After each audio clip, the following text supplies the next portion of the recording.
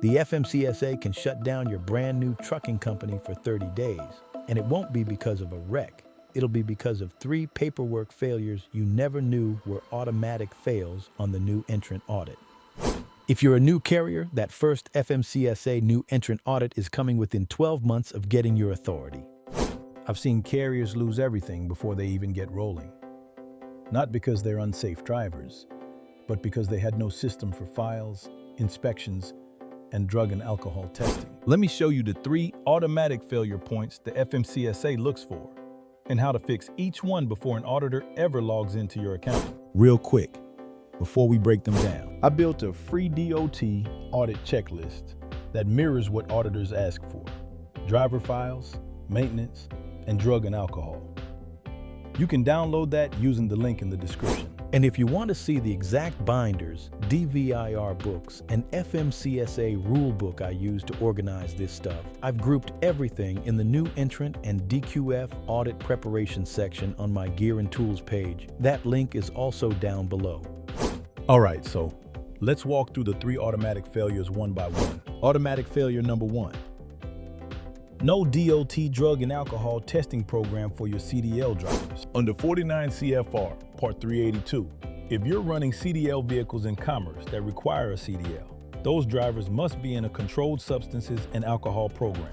So basically, the auditor is going to look for 4 things: a written drug and alcohol policy that actually matches Part 382, proof you're enrolled in a consortium or have your own program set up, pre-employment test results for every CDL driver, clearinghouse queries before hire, and annual checks. Where new carriers get hammered is they hire drivers, put them to work, but never enrolled in a consortium, never did a pre-employment test, and never touched the clearinghouse. On paper, that tells the FMCSA, you put CDL drivers on the road with 0 testing system.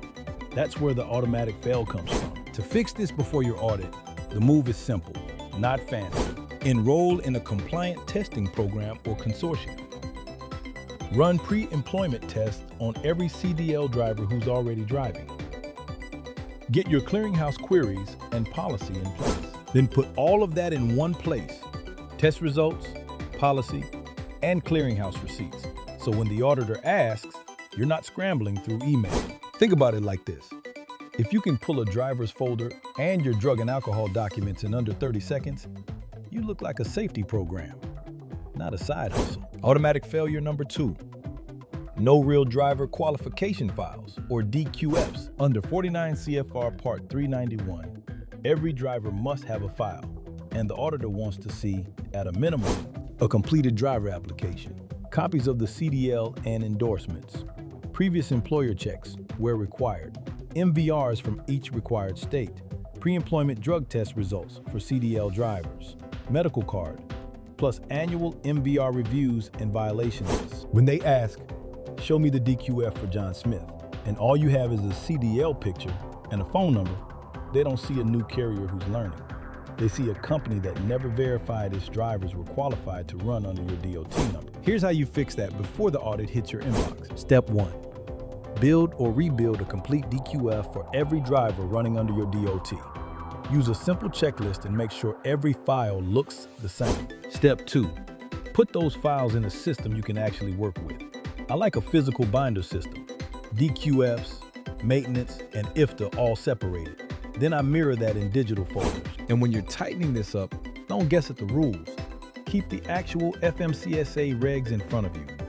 A compact FMCSA rulebook makes it easy to double-check that your forms and policies match 49 CFR, not what somebody told you at the truck stop. I've linked the exact DQF organizer and FMCSA rulebook I recommend down in the description if you want to see how I lay that out. Automatic failure number 3. No maintenance and inspection records. Under 49 CFR Part 396, you're expected to have daily driver vehicle inspection reports, DVIRs, proof that reported defects were repaired, a maintenance file for each unit, records of annual inspections and major repairs. What burns new carriers is this: the trucks are getting worked on, but nothing is documented. No DVIRs, no unit files. just random shop invoices thrown in a drawer. When an auditor asks for maintenance records and you can't tie repairs or inspections to a specific unit, they see it as no program. And that's where the automatic failure comes from. To fix this, you don't need some giant software platform. You need a simple, boring system that creates proof. Put DVIR books in every truck so drivers write down inspections and defects. Create a maintenance file for each unit, one folder or binder section per truck. Drop DVIRs, repair orders, and annual inspections into that unit file as they happen. That way, when an auditor says, "Show me maintenance for truck 101," you pull one folder and lay out the story. Inspections, defects, repairs, and annuals. I've linked the same DVIR books and file system I use down below, so you can see exactly how to set that up without overcomplicating it. Now, if you want to see this all in one place, DQF organizers, DVIR books, tread gauges, and the FMCSA rulebook, I've grouped them for you in the new entrant and DQF audit section on my gear and tools page. These are the same types of tools I recommend when I'm helping carriers prep for an audit. You don't need everything on day one, but you do need a system. That page is built to help you build it piece by piece. Let me leave you with this. The FMCSA new entrant audit isn't about trick questions. It's about proving you actually built a safety program behind that DOT number, drug and alcohol, DQFs, and maintenance. So you want to make sure you're not guessing. Download the free DOT audit checklist using the link in the description. Walk through it line by line, and then hit the gear and tools page to fill any gaps in your physical setup. Freight Pro Hub, helping you stay compliant, protect your authority, and keep your trucks moving. I'll see you in the next video. For more trucking tips and compliance updates, follow us on all socials at Freight Pro Hub. And don't forget to subscribe.